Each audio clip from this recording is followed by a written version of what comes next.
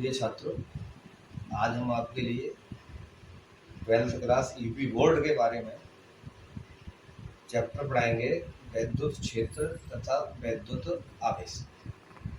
देखिए, अभी तक क्या है कि यूपी बोर्ड के बच्चों के लिए, हिंदी मीडियम वाले बच्चों के लिए आज तक यूट्यूब पर कोई विशेष कोई विशेष जानकारी नहीं दी जाती है। इंग्लिश मीडियम के बहुत से चैनल चल रहे हैं, इसलिए मैंने कोशिश की है यूपी बोर्ड के बच्चों के लिए या हिंदी मीडियम वाले बच्चों के लिए, कंपटीशन के लिए और यूपी बोर्ड के लिए और हिंदी मीडियम के जितने बोर्ड हैं सभी के लिए मैं कुछ आपके लिए जानकारी दे रहा हूँ, वीडियो बना रहा हूँ।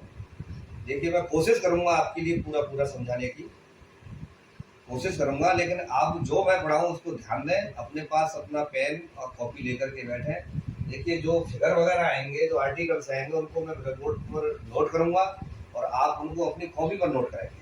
मैं यहाँ लिखूँगा, समझाने की कोशिश पूरी करूँगा। फिर भी कोई त्रुटि आ जाए तो आप मेरे चैनल को सब्सक्राइब कर लें और बेल आइकन को बजाएं, उसको प्रेस करें और करने के बाद में जो भी आपको प्रॉब्लम हो कमेंट करके भेजें, मैं आपके लिए उसको सॉल्व करके दूँगा। तो अभी हम पहले बेटे अभी बात करेंगे, हम सबसे पहले बात करेंगे, आपने पढ़ा होगा सबसे पहला जो चैप्टर है आपका है विद्युत आवेश। विद्युत आवेश तथा विद्युत क्षेत्र।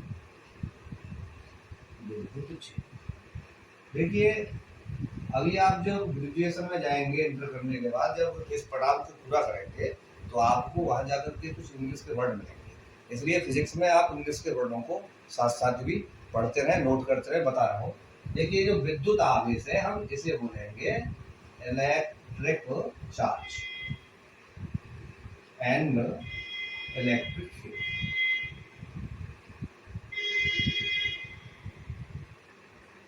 ठीक बेटे, अब हम बात करेंगे इलेक्ट्रिक चार्ज के बारे में। इलेक्ट्रिक चार्ज है क्या, यानी विद्युत आवेश। विद्युत आवेश क्या है? आज से लगभग 2500 वर्ष पहले एक प्रसिद्ध यूनानी दार्शनिक थे, गिलबर्ट। यूनानी दार्शनिक थेल्स जो थे, तो थेल्स ने एक बात देखा था, जब अंबर नामक पदार्थ को ऊन से रगड़ा जाता है तो उसमें हल्की वस्तुओं को अपनी ओर आकर्षित करने का एक गुण उत्पन्न हो जाता है। हल्की वस्तुओं को, तिनके, कागज के टुकड़ों को आदि को अपनी ओर आकर्षित करने का एक गुण आ जाता है।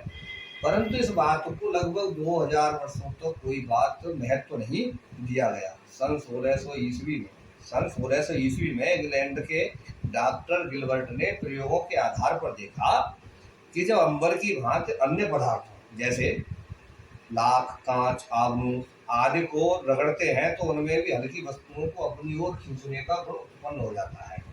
तो जब ये गुण उत्पन्न होता है तो वो अपनी ओर आकर्षित करते हैं। तब इस बात से एक निष्कर्ष निकलता है, यह स्पष्ट होता है कि इन पदार्थों को यह गुण जो पैदा हुआ है वो गुण उनमें आपस में रगड़ने के कारण हुआ है, यानी घर्षण द्वारा उत्पन्न हुआ है।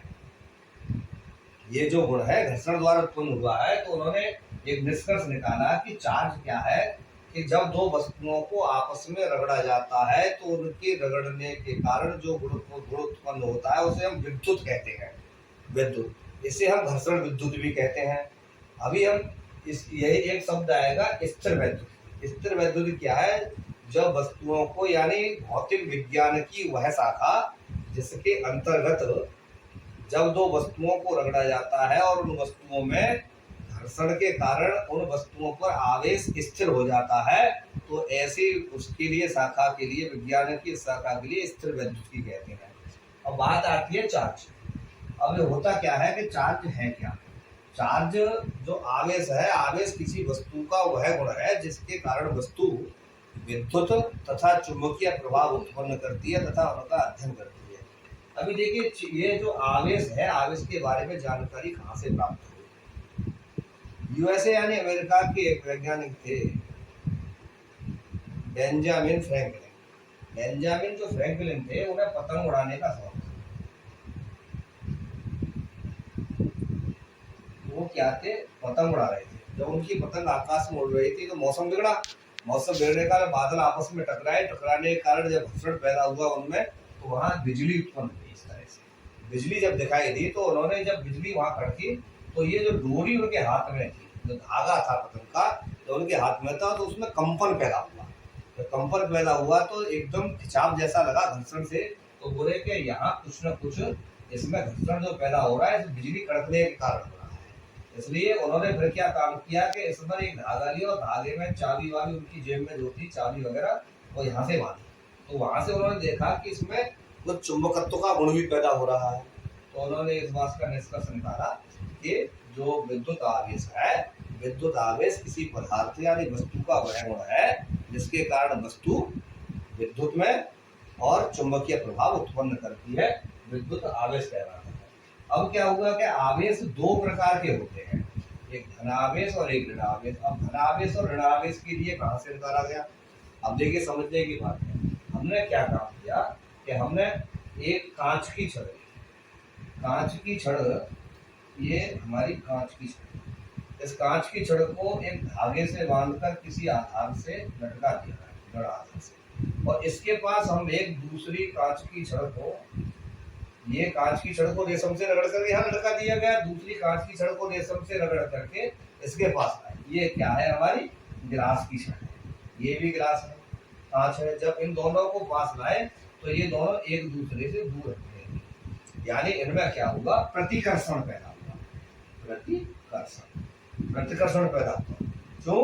कि इस पर भी चार्ज समान है, इस पर भी चार्ज समान है। अब क्या किया कि हमने इस जो कांच की छड़ थी हमारी, इसको रगड़ा रेशम से। जब इस गिलास को रेशम से रगड़ा गिलास की छड़ को, और इसके पास हम क्या किया? आबनूस की छड़ यानी एबोनाइट या आबनूस की छड़ को बिल्ली की खाल से रगड़ करके, ये आबनूस या एबोनाइट की छड़ को बिल्ली की खाल से रगड़ करके इसके पास लाए, तो क्या हुआ? इनमें आकर्षण पैदा हुआ, ये एक दूसरे के नजदीक आने लगे, आकर्षण पैदा हुआ। तो ये निश्चित हुआ, क्योंकि ये हमारी जो कांच की छड़ थी, ये कांच की छड़ को रेशम से रगड़ा, इसके पास दूसरी कांच की छड़ को भी रेशम से रगड़ करके इसके पास लाए, तो क्या हुआ? इलेक्ट्रॉनों को जो आदान प्रदान हुआ दोनों में बराबर हुआ। इसलिए क्या था कि इन दोनों छड़ों पर समान आवेश था, तो समान आवेश के कारण एक दूसरे से प्रतिकर्षित हुई, और एक छड़ को हमने रेशम से रगड़ा, कांच की छड़ को रेशम से रगड़ा, और आबनूस यानी एबोनाइट की छड़ को हमने आप बिल्ली की खाल से रगड़ा। तब इनको पास लेकर के आए तो इनके बीच में आकर्षण पैदा हुआ, आकर्षण, अट्रैक्शन का फोर्स लगा। जब आकर्षण पैदा हुआ तो ये हुआ कि इन दोनों छड़ों पर अलग अलग आवेश है, एक छड़ पर पॉजिटिव है, एक छड़ पर नेगेटिव है। लेकिन बेटे यहाँ ये बात क्लियर नहीं होती है, ये बात कन्फर्म नहीं होती है, यहाँ बात कैंसिल होती है, क्योंकि अभी हमें इस बात का ज्ञान नहीं हुआ कि हो सकता है कि ये दोनों छड़ें नेगेटिव है या पॉजिटिव है, इनमें कौन पॉजिटिव है कौन नेगेटिव आवेश की है, ये बात हमको कोई जानकारी नहीं हुई। तो इस बात को यहीं पर मिथ्या समझा गया, यहाँ से चार्ज के बारे में प्लस माइनस की कोई बात हमारे सामने नहीं आई। अब क्या होता है कि इसकी जानकारी के लिए क्या होगा कि तत्व लिए थे, इलेक्ट्रॉन और आदान प्रदान समझने की कोशिश करेंगे आप। कोई भी एक तत्व ये है, एक ये है, इन दोनों के बीच में आदान, इनका जो नाभिक है, नाभिक को पॉजिटिव चार्ज, और इसके चारों ओर अपने अपने ऑर्बिट में जो परिक्रमण करते हैं इलेक्ट्रॉन करते हैं, इलेक्ट्रॉनों का आदान प्रदान होता है। और सबसे बाह्यतम कक्षक में जो इलेक्ट्रॉन बंधे होते हैं वो ढीले बंधे होते हैं, वो इलेक्ट्रॉन आसानी से टूट कर एक दूसरे पर जा सकते हैं। सपोज करें इस तत्व ने इसको एक इलेक्ट्रॉन दिया, तो ये एक इलेक्ट्रॉन पॉजिटिव है और एक इलेक्ट्रॉन नेगेटिव है। यहाँ बहुत समझने की बात है, जिसने दिया वो धनावेशित है और जिसने लिया वो ऋणावेशित है, यानी इसका मतलब है दाता जो होगा, देने वाला है, वो धनावेशित होगा, और लेने वाला जो ग्राही है, ग्रहण करने वाला है, वो ऋणावेशित। देखिए मैं आपके लिए एक छोटा सा उदाहरण बताता हूँ। आप दो दोस्त हैं, आप जो दो दोस्त हैं और दोनों दोस्त मार्केट जा रहे हैं, एक दोस्त की जेब में 10 रुपए है और एक दोस्त की जेब में 5 रुपए है। एक दोस्त को आपके को 15 रुपए का कोई सामान खरीदना है, और एक जो दोस्त है जिसकी जेब में 5 रुपए है, एक दोस्त उससे कहता है कि भाई मुझे तुम 5 रुपए दे दो। मैं चार्ज के बारे में बता रहा हूँ आपके लिए, समझना मेरी बात के लिए। अब परीक्षा में जब बैठेंगे तो आपको एक ध्यान रहेगा कि योगेंद्र सर ने एक बात बताई थी, ये पैसे वाली जो बात है, जेब का जो खर्चा हो, उससे आप चार्ज बहुत जल्दी पहचान जाएंगे। तो मैं इसलिए आपको एक जनरली उदाहरण देता हूँ जो सामाजिक रूप से चलता रहता है। दो दोस्त हैं, एक की जेब में 10 रुपए, एक की जेब में 15 रुपए है।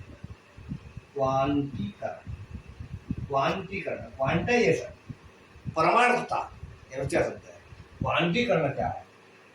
आवेश को अनिश्चित रूप से विभाजित नहीं किया जा सकता।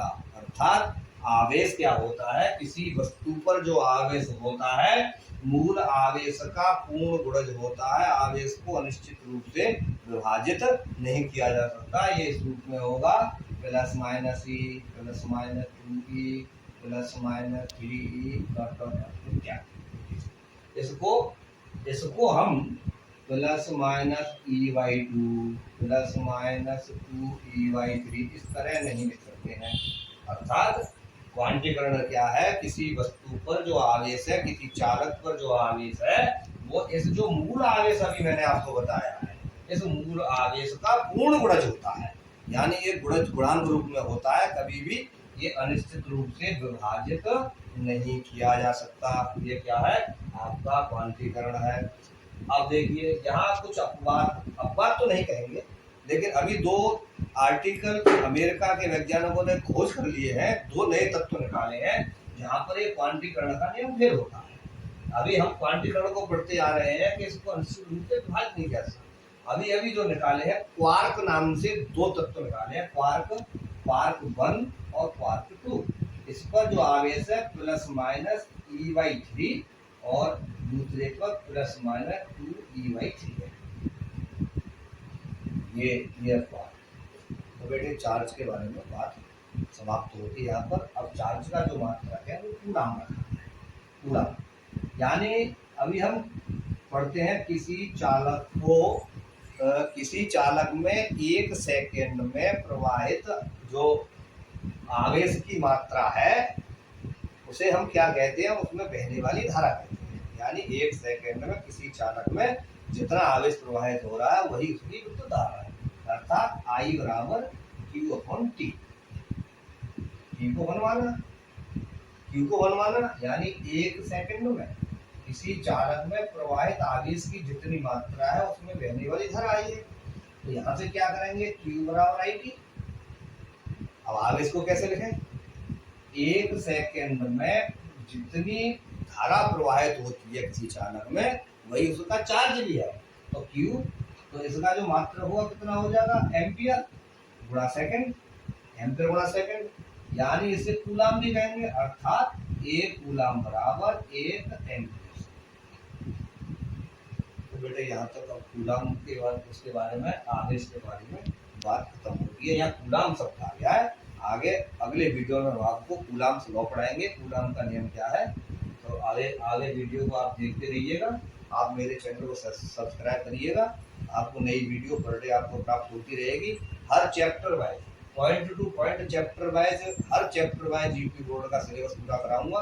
हर चैप्टर वाइज पहले मैं आपको थ्योरी पढ़ाऊंगा, उसके बाद न्यूमेरिकल, टोटल न्यूमेरिकल बताऊंगा, टोटल थ्योरी बताऊंगा। जहाँ इंपॉर्टेंट बात आएंगे वो इंपॉर्टेंट बात बताऊंगा। इसलिए आई राइट